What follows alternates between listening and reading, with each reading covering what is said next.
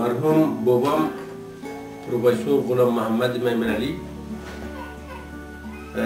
1250-yilda Maymana shahri Turpoqti qaryasida dunyoga kelgan. Bularning otalari Abdulboqi Mingboshi va Abdulboqi Mingboshi Sufi Mingboshining o'g'illaridir. Qaroriki sizda ma'lumot bor, vaqtiki Amir Abdurrahmon podshohi mustabid zamon xohladiki Afg'onistonda hamma sohalarini egallab olsa, Maymana viloyatiga bir sizga mushkulot bilan mavjud bo'ldi. Albatta bu tazminoti Qur'oni ikki o'rtaga pulni qudravati bobomning otalarini va Amir Dilovarxon bilan Kobulga kiritdi. Ammo xilofi ta'hud va xilofi qavli Qur'oni ketgan edi.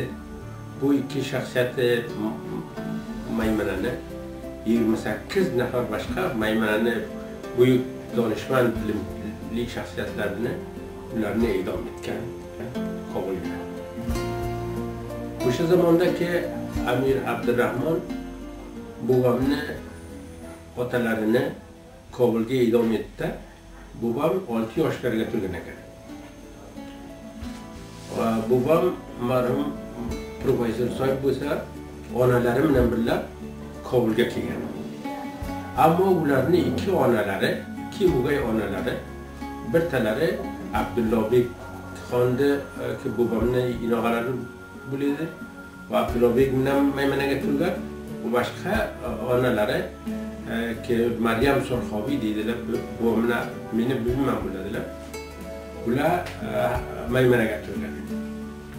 Xudramati bobom professor Soyib ki bir inog'a va ikki hamshiralari bor edi. Bularni yakka Kobulga onalari bilan bu Qozi Fayzulloni guzariga Amir Abdurrahmon hukmga barobar o'ga bir tartib nazorat olinish joyga ularni qamaldilar. Va oilaga ularga bir ko'p bir kam pul berilgan maqsad bilan bir guzoranlar bo'lsin. Bobom Professor G'ulom Muhammad han vaqtdagi kichik chog'larida Kobulga turish zamonlarida ko'p mushkulot iqtisodiy bilan mavjud bo'ladilar. Onalari bilan maslahat berdilar, endi qanday qilaring bu mulkka ham til bilmaymiz, ham muhit nobilad, avxi shaqori va bor ketirgan kishilarni hammasini ham Amir e'dom etgan.